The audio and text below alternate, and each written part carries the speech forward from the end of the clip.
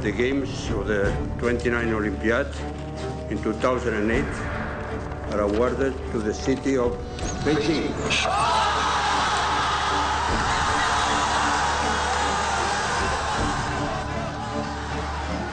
The Chinese capital hasn't seen anything like this since June 1989. But this time, people aren't opposing their government, they're celebrating a victory.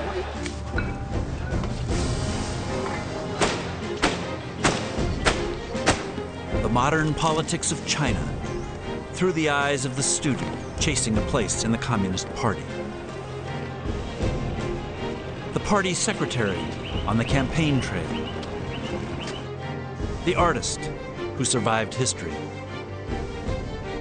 The communist who is now a capitalist and a Buddhist.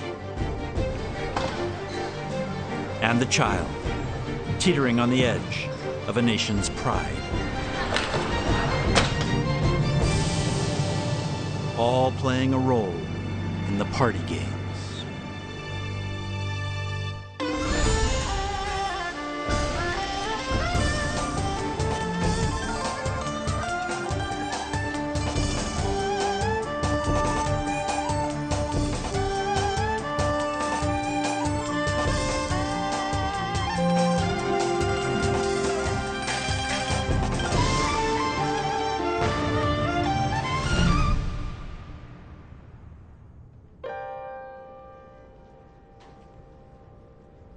These are words that were so nearly lost. They're from a famous Chinese poem, The Announcement of the Dawn. I have trampled the dew to get here. I have followed the glimmer of the last star. I shall bring light for the world. I shall bring warmth for mankind.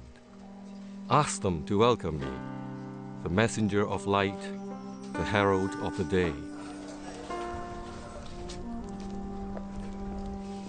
Another day dawns for the workers at the most important building site in China. In their faces, you can see the glimmer of too many false dawns.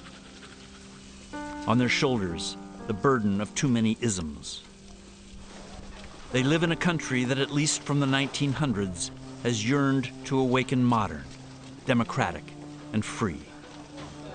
They have dealt with feudalism, colonialism, imperialism, and now struggle to build something that the world has never seen before.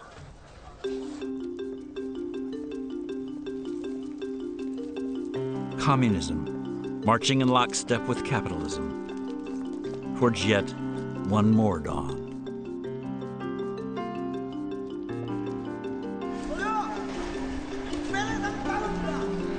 They're building the Olympic Stadium, the emporium for China's coming out party in 2008.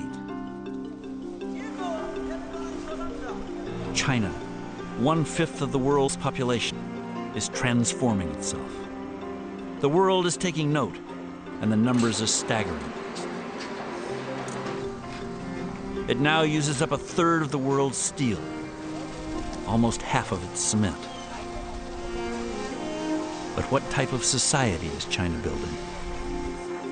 Like the Olympic Stadium site, the country's construction is confusing, chaotic, and on a scale that is both unimaginable and breathtaking.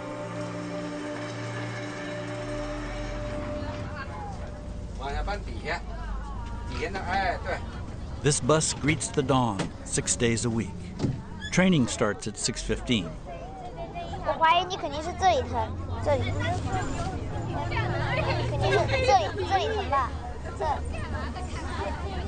Her name is Xiao Sha.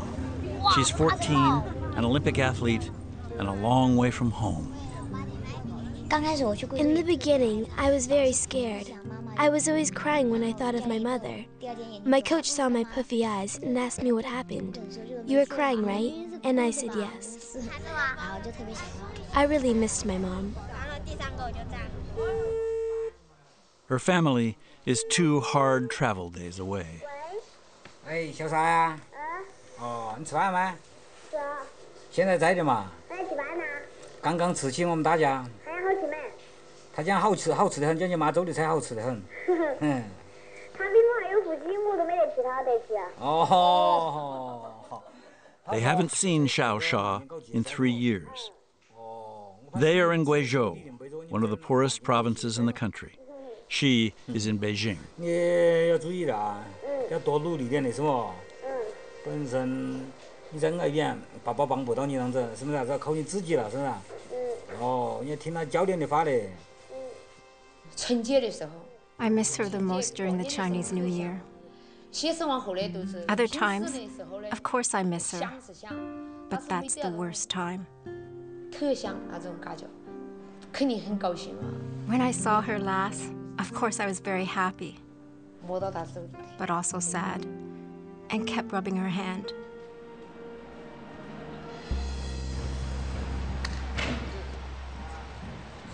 It's a new training center, and it glistens with determination. Coaches like Li Yuezhe have been brought back from America. Children have been plucked and are now being preened, all for a nation's pride.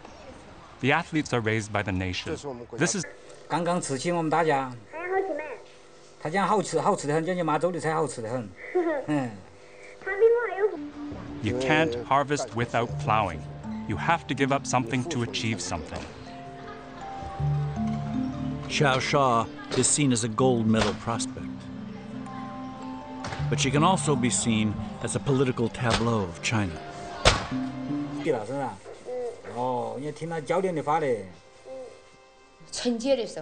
I miss her the most during the Chinese New Year. Other times. Great leaps made with the knowledge that the slightest misstep could bring disaster.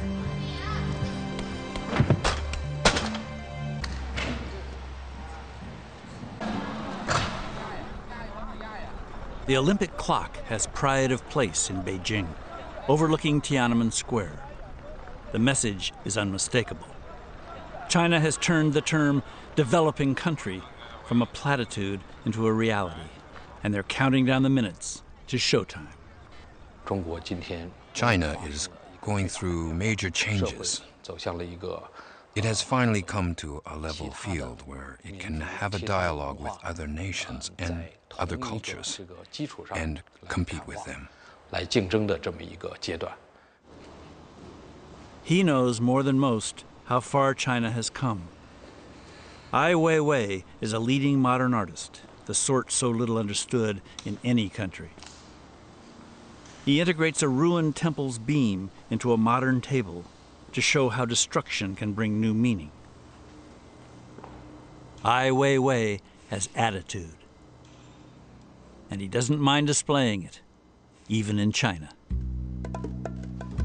This, he says, is the acronym for his company. And so, amid all the confusing lines of modern Chinese politics, Ai Weiwei occupies a remarkable position: bad boy nihilist, and the man who collaborated with a Swiss company to design the Olympic Stadium. Lots of people are attracted to its oriental appearance. This kind of design reflects how the Chinese tradition views a single object. There is always this desire to capture an entire world view, a vision of the whole universe in a single piece of work.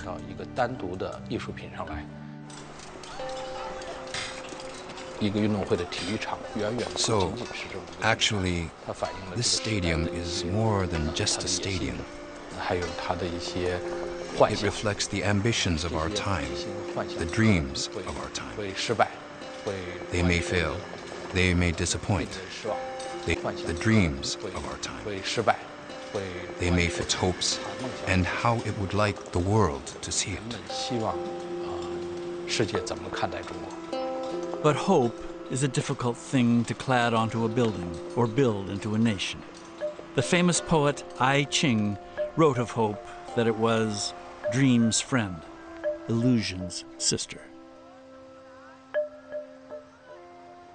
For many in China, the good life is still illusory. These women in Guizhou washing vegetable roots are a political reality. China's new wealth rests in the cities, but 3/4 of the people toil in the countryside. And of late, the countryside has been racked by thousands of riots. The danger is not lost on a party that came to power in a peasant revolution. She is a grandmother, a local party secretary, and head of the village of Hongshuang. And Mrs. Liu is leading the government's efforts to placate the peasants in this corner of Sichuan. People had a very tough life here in the past. They were so poor, they couldn't send their kids to school. For centuries, the fields beside her were rice paddies. Then Mrs. Liu decided there was more money in a different crop. In the beginning, I started to plant flowers on my own little farm. The villagers saw the results and realized they could do it as well. Now they have all switched over to flowers.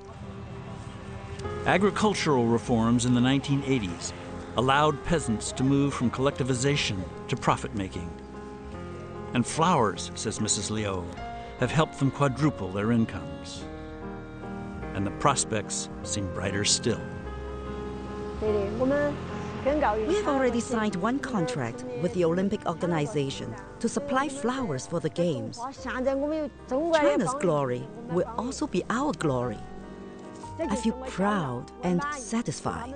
I have done what I'm supposed to do. This is her latest achievement, the paved road that replaced the dirt track. Mrs. Liu has a shrewd understanding of local politics.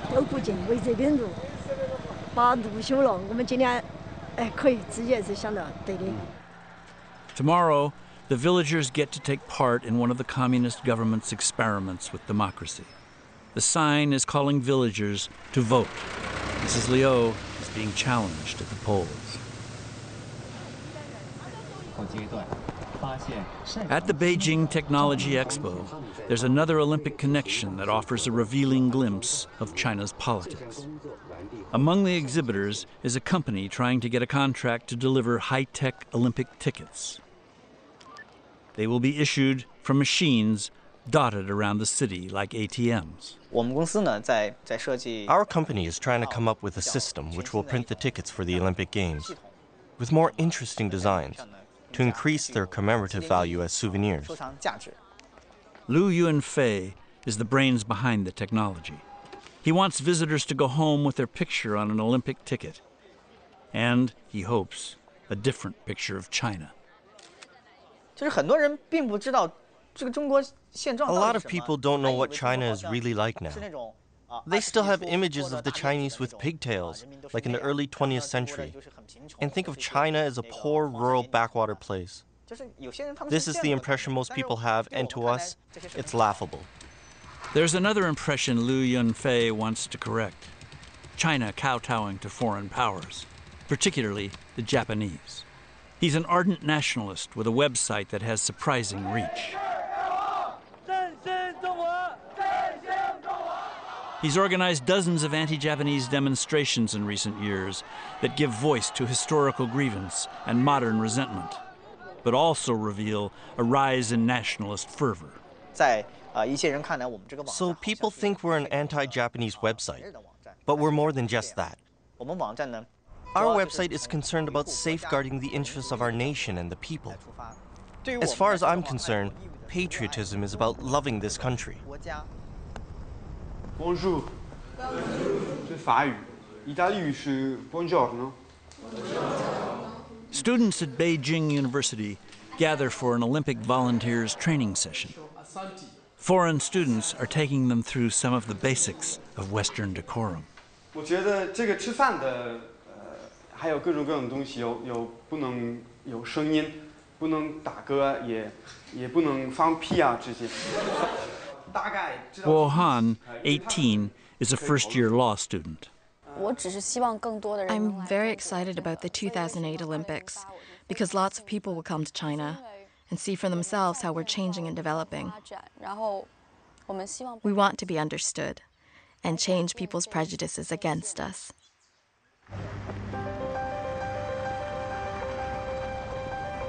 It's much harder for a Chinese student to get into Beijing University than for an American to get into Harvard.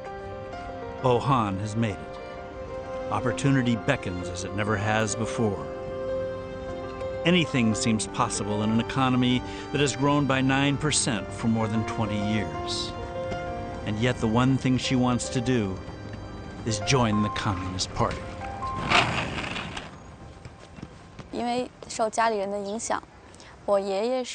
I was influenced by my family. My grandfather tried hard to join the party but failed. My father was only recently accepted. I want to join to bring fresh blood to the party and to enrich my own life experience.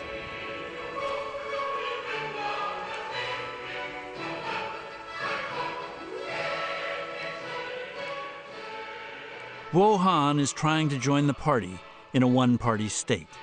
There is a separate government, but every meaningful position in it is held by a party member.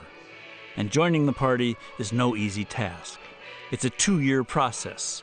More are rejected than are ever accepted. And it turns out that in today's Communist Party, ideological fervor is optional, according to university youth leader Zhang Xin. There are those who want to join for opportunistic reasons because it is closely related to their future career. As a party member, you have certain advantages in society. Surprisingly, the party's chief recruiter on campus is okay with candidates who are more ambitious than zealous. As far as I am concerned, a highly politicized society doesn't make me feel optimistic. I prefer a society that is less ideological. The signs of change are everywhere. At Beijing University, these billboards were once festooned with political posters. Today, the clarion call is for something quite different. Master's programs in business administration. It's all part of the blurring pace of change. China has developed a nuke detectable in Guo Han's generation. Right now, our immediate goal is to increase our economic power, to become prosperous and powerful. We have to keep up with the times and not get stuck in the past.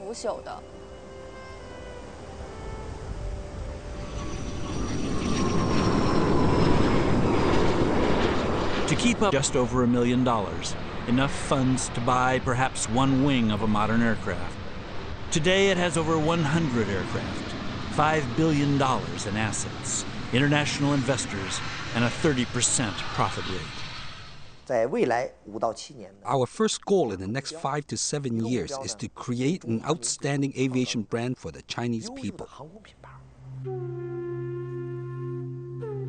It's hard to pigeonhole people's politics in this new China. Qiang Feng, the CEO of Grand China Air, is an example. He's a Buddhist and a businessman, a student of the Chinese philosopher Confucius, and a follower of American management guru Jack Welch. He's a master of the ancient art of calligraphy and a man eager to grasp the future. The Olympic Games are a business opportunity for our company. When people come here, they have to take an airplane. Once you take an airplane, you stay in a hotel. For that reason, we ordered new airplanes for the Olympic Games. They're made by Boeing in the States. The model is 787. It's called the Dream Aircraft. This company is fueled by dreams. From its base in Haikou on Hainan Island, it plans to take on the world.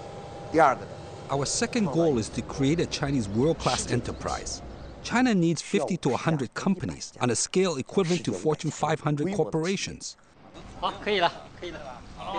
This is Qiang Feng with his top management team.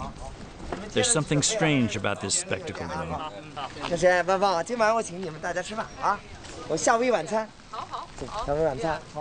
The boss is a leading communist, but his management dogma seems far more doctrinaire than his Marxist principles. China has experienced so-called socialism, but history proved it didn't work because the economy wasn't ready and people weren't enlightened enough for socialism. We reflected and found that the theory of Marx doesn't fit our current situation. So we studied the successful methods of some Western countries and others. You can say that we learned capitalism methods from the West. Actually, there's no labeling of isms. We just want to find a method to further enhance our productivity. As it prepares for the Olympics, the Chinese government is slopping about in an ideological miasma. If it's on track for anything, it's a gold medal in pragmatism. They have an abiding belief in one great political maxim of Western politics. It's the economy, stupid. The Communist Party faces colossal problems of legitimacy as it creates a capitalist theme park.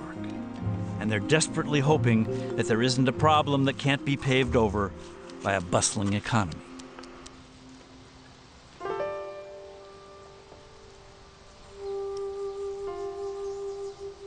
One problem is freedom of thought.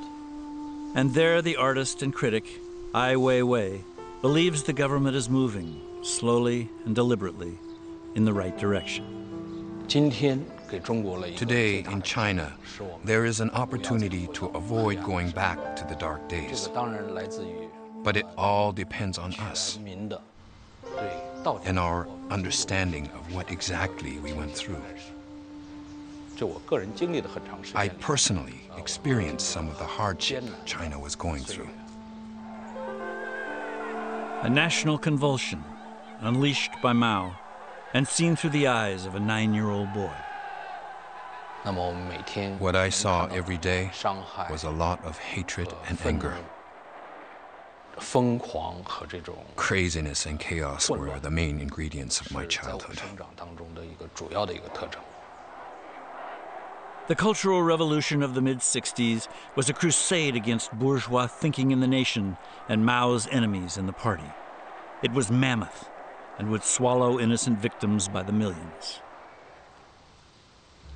Ai Weiwei would be almost 20 before he was released from its grip.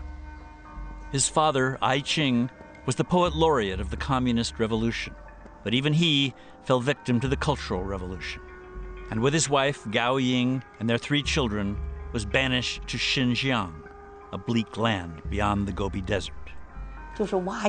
We didn't live in a house. We lived in a hole in the ground, in a kind of bomb shelter. The greatest poet of his age had his books burned, was banned from publishing, and was put to work cleaning latrines used by 200 soldiers. There was a large pit. He had to take all the shit and urine and move it out of the pit. In the summer, it was very hot and it was foul-smelling.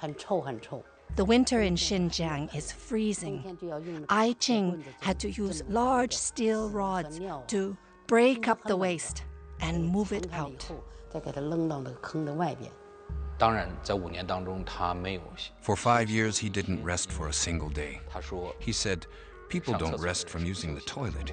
If I rest today, I will have to face an impossible task tomorrow." Almost every day he had to attend meetings, so-called self-criticism sessions. I remember one night, it was very late. He was called away to one of these meetings, so I was left at home alone and I was very scared. When my father came back and entered the door, I was horrified because I saw this man all black, pitch black. Then he told me that the Red Guards had dumped a whole bucket of ink over his head, so he turned all black. Almost every day, he lived under this kind of terror. The Cultural Revolution ended in 1976. Ai Weiwei was 19 and marked for life. I was angry and restless. I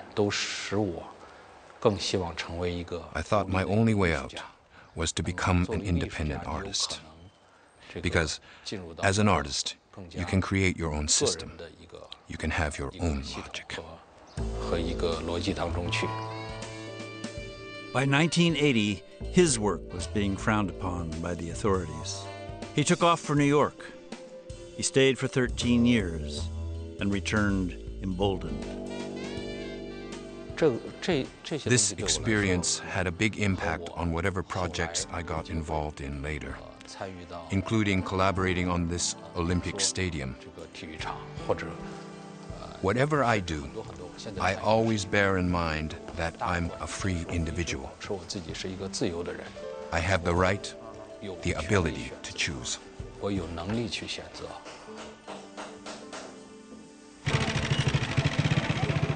Ai Weiwei's father, Ai Qing, wrote these words in 1942.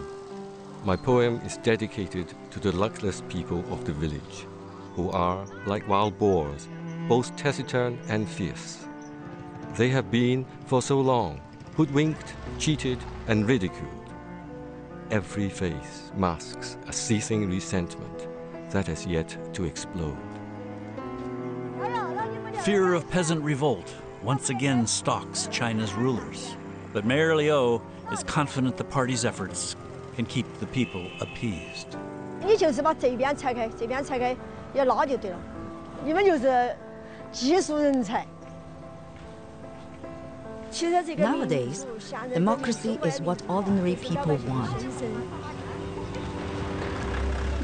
No matter how big or small the issue, they want it solved using democracy.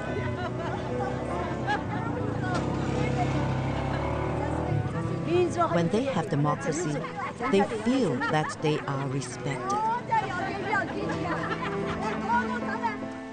They feel the country respects them, and that makes them happy.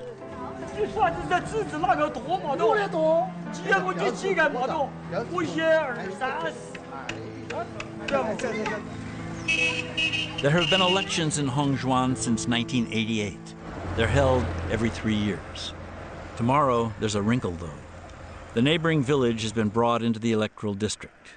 It's the power base for Mrs. Liu's challenger, 51-year-old garlic grower Zhang Lunqiang.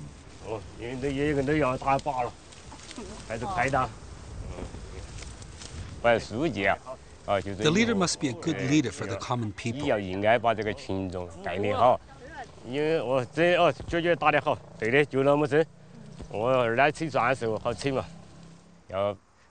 He must make people rich.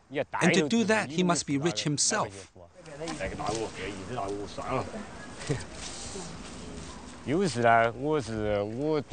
I always think that the way I can compete with Mrs. Liu is that I'm a man and she's a woman.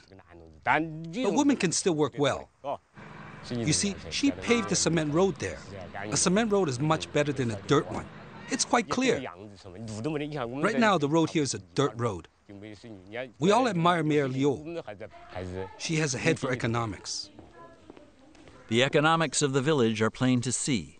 They are on the wall of Mrs. Liu's home. It's a clear balance sheet. It's a good way to keep everything legal. It's an important gesture, born of one of the party's greatest problems, corruption. The party launched a national anti-corruption campaign in 2005. And at Beijing University, after a long day of classes, party candidates have been called to a meeting, Guo Han among them. 我很震惊。首先我要检讨，李高成同志暂且还称他为同志，是我亲手从基层提拔起来的。可我万万没有想到，他竟置党纪国法于不顾，收受如此巨额的贿赂。 The film is called Live or Die. It's a Hollywood-type treatment of a morality tale about a mayor whose wife takes a bribe. It has been a blockbuster at the box office and is now compulsory viewing for all party members. Tonight, for Guo Han, the message strengthens her resolve. I feel it's hard for us to avoid having some bad apples in our organization. That is why we young people need to join the party, because we are relatively pure. 其实是体制机制问题。别说你我解决不了，谁也解决不了。 There are 68 million party members. They're in charge of the world's fastest-growing economy. Officials have been prosecuted and even executed for corruption. But it remains rife, and left unchecked, could prove fatal to the party's image. It's an image they hope will be burnished by the Olympic Games. The stadium will be a powerful emblem of a China led by the party that can compete in the world. Humiliation at the hands of foreign powers is burned deep into the nation's psyche. In the last century, almost every major power invaded and plundered, and they're all remembered. The most searing memory, Japan's invasion, the 1937 rape of Nanking, the mass graves, the killing of 300,000, the sheer, wanton barbarism.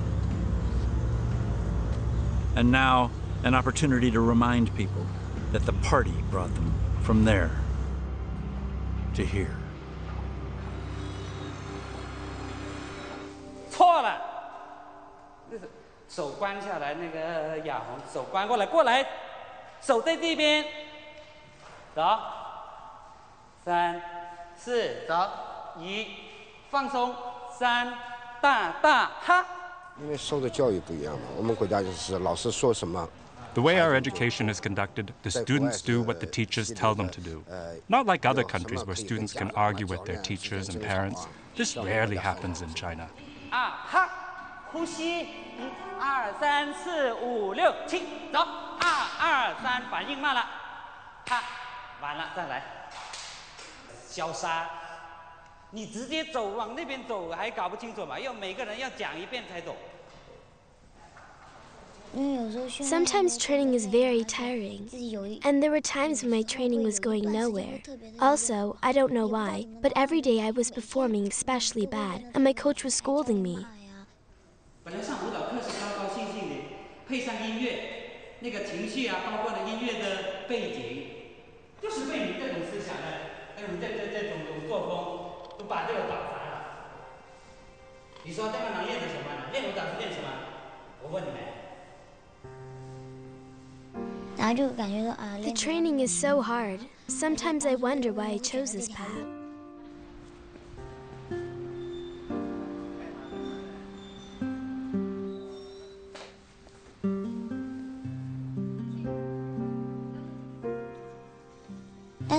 It's useless to bring this up to my family. They say there is no other way.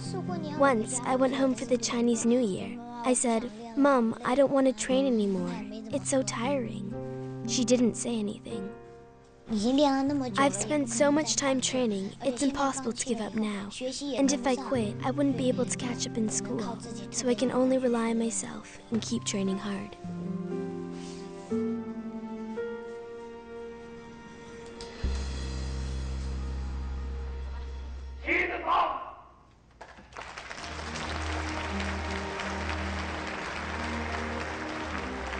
They're a professional army theater troupe, and the play is about how their army was modernized by a famous general.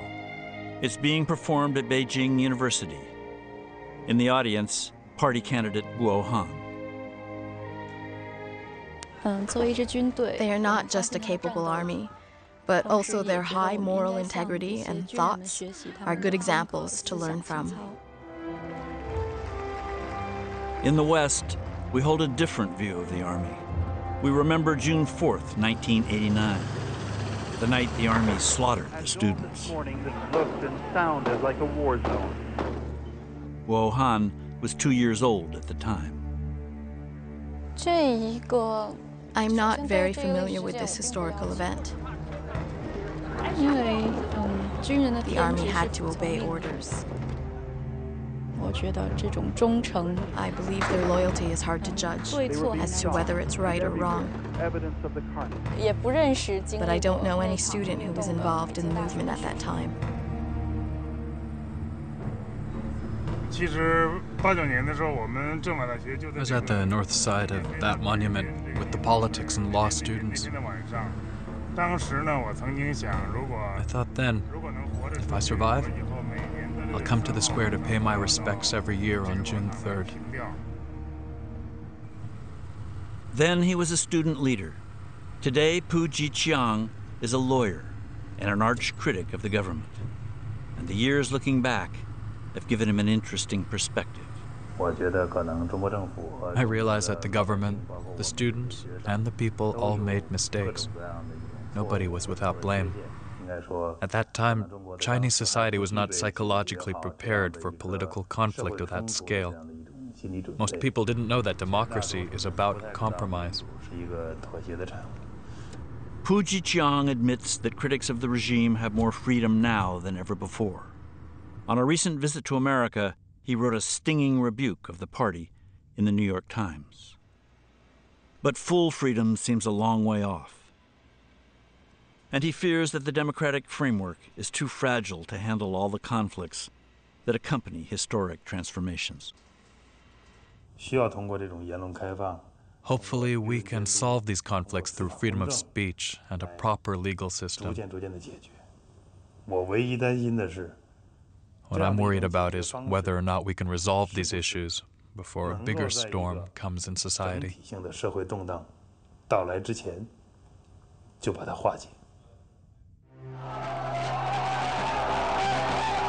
The government got a taste of what could happen in the spring of 2005. Thousands of people demonstrated against a new issue of Japanese textbooks that covered over its atrocities in China. The ardent nationalist Liu Yunfei, who had organized dozens of anti-Japanese demonstrations, was caught off guard. We don't know who organized it. Maybe we'll never find out. You know, there's this thing called the butterfly effect. It's said that a butterfly on the Pacific Ocean, by flapping its wings, can trigger off a tornado. At the time, China was lobbying against Japan getting a permanent seat on the UN Security Council. The outburst of nationalist fervor suited the government at first. But as it grew, the authorities became alarmed and struggled to put the nationalist genie back in the bottle. Liu Yunfei felt the pressure. As far as we know, probably some department in the government was worried that there might be more demonstrations during the May Day holiday. So our website was closed down just before May Day, and we haven't been able to reopen yet. And thousands of cell phones received this text message. It was from the local police station and read, "Don't believe in rumors. Don't spread any rumors. Express your patriotism in a sensible way. Don't participate in any illegal demonstrations."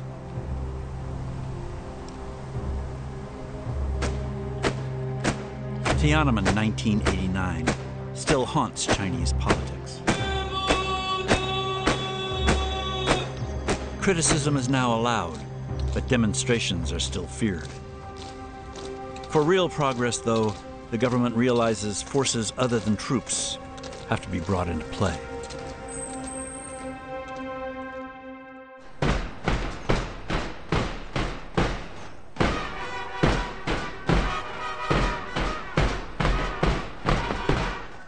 It's election day in Hongzhuan.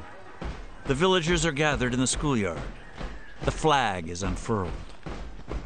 The regional party brass are on hand. Within the hour, Mrs. Liu will know if her flower power has withstood the challenge from Mr. Zhang, the garlic grower. I want to win. You know why? Other people recommended my candidacy. So if I lose, I'll lose face. It won't look good. Everybody has high expectations for this election. For me, this is a very important day. I am, after all, the head of the ordinary people.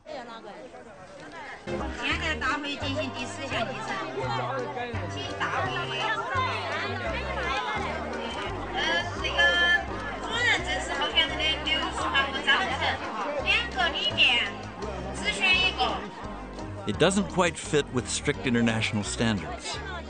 There's too much discussion, and no one takes advantage of the private booth.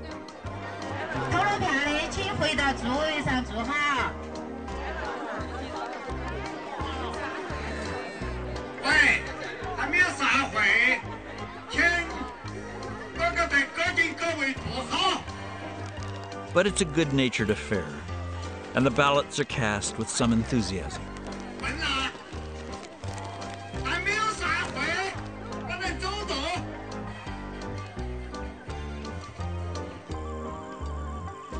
The counting is open for all to see.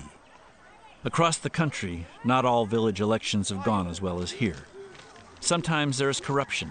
Sometimes the voters resort to clan loyalties, and there have been riots. But this is also the first generation of Chinese peasants to get to vote on anything. It's undeniable progress, but progress that's going to stop here. Zhao Haoyu is party secretary for the county. With over 1 billion people, just imagine. To cast your ballot directly for the prime minister, where are people going to gather? With 1 billion people, we have huge differences in education levels, beliefs, and culture. How can you let people with one checkmark vote to elect our prime minister? There's another reason why democracy will stop at the village gate.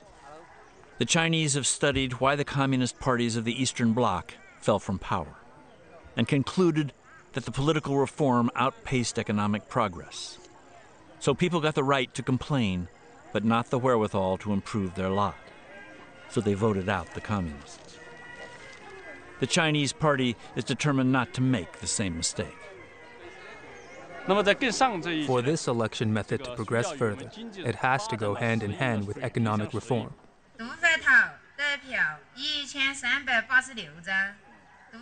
Today, tallying the votes is quick and conclusive. Mr. Jiang, 481. Mrs. Liu, 1,627. I don't feel bad about losing. This is the people's decision, and it's a good one. 听到我的得票数1600多，我感到非常欣慰，但非常惭愧。最重要的是明天能够把工作做得更好。 The government has taken other measures to ease the load on the peasants. They've just abolished agricultural taxes. As for the elections, it remains to be seen if they are a sop or a seed. It's all a difficult balancing act, and it's by no means clear that the party can hold it all together, or indeed, if it's altogether sure where it's going.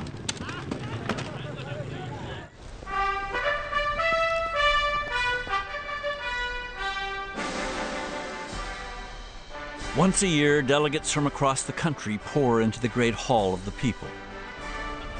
Cheng Feng, the airline chief, was among the delegates in 2005. He is attending the National People's Consultative Conference. It's not a parliament. It's more like a giant lobby session. Some argue that it's being taken more seriously these days.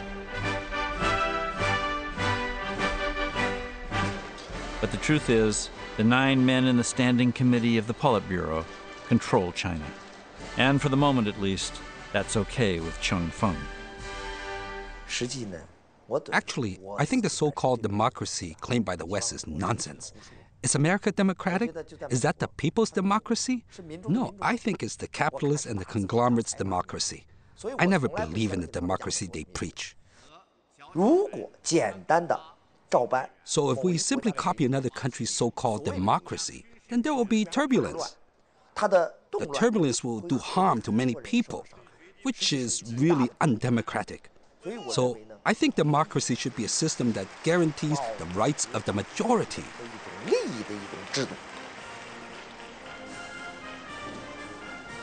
It is all so tentative. Baby steps towards some sort of democracy under the watchful eye of an autocratic state.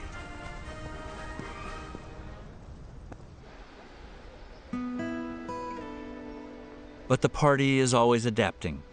At Beijing University, Guo Han is preparing for her own election. Her classmates are about to vote on her candidacy. After a period of appraisal and study, now I will be evaluated by the organization. They will decide if I can be formally accepted.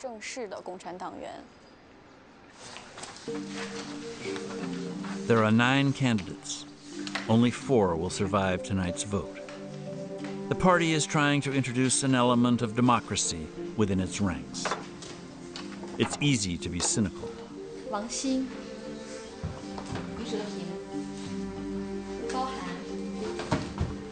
But it is perhaps more interesting to wonder if this is the party scratching at something new, and to wonder where it could all end up.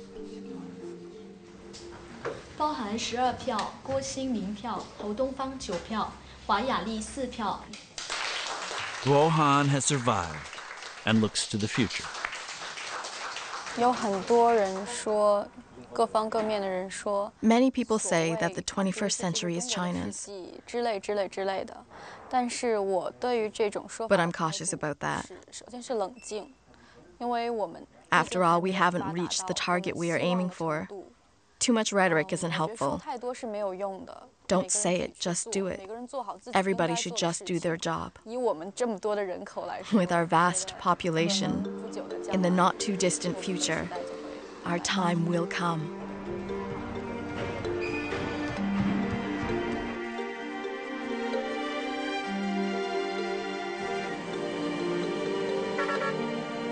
They have traveled 7 hours by bus through a biblical landscape that's finally showing signs of progress. Xiao Sha has come for a provincial competition. Guiyang City is as close as she's ever likely to get to her hometown.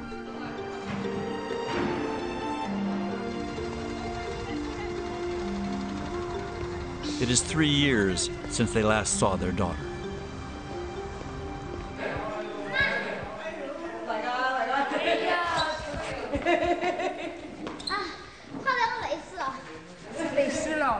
哎呦，好乖哟！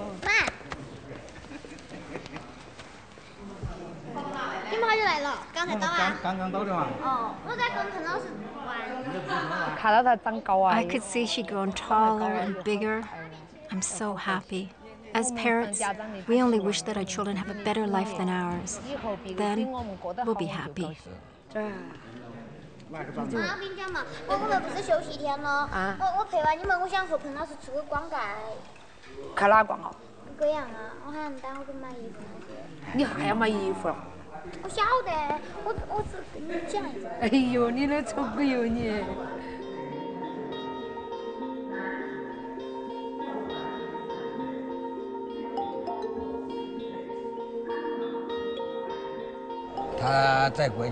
The national team looks after her very well, which gives our family peace of mind. 但是自己嘛，还是知道的，就是说。I'm aware of what I have now, and I appreciate it. I won't give up easily. 不可能那么轻易的就会放弃。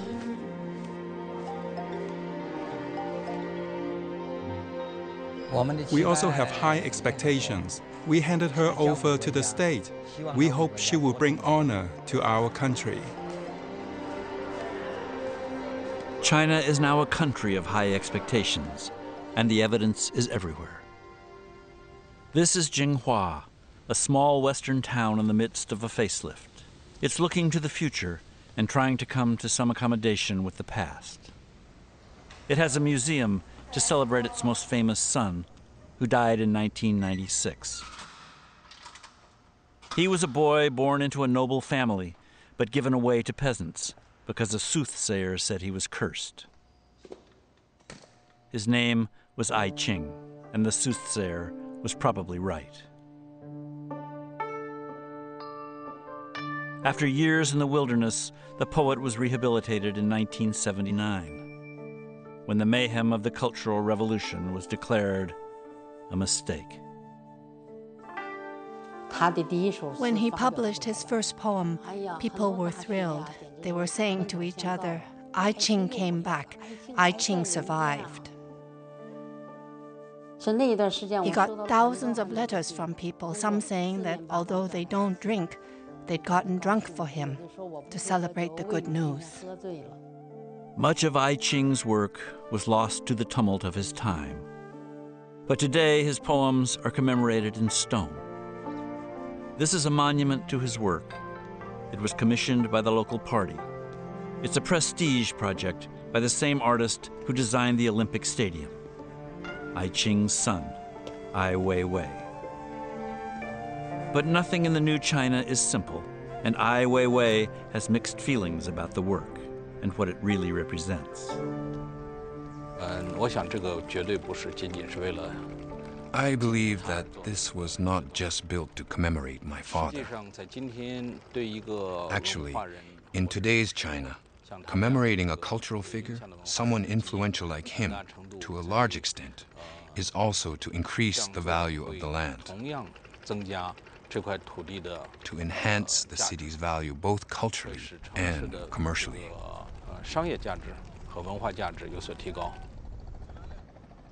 Clearly, China still has a long way to go, but here is a measure of its progress.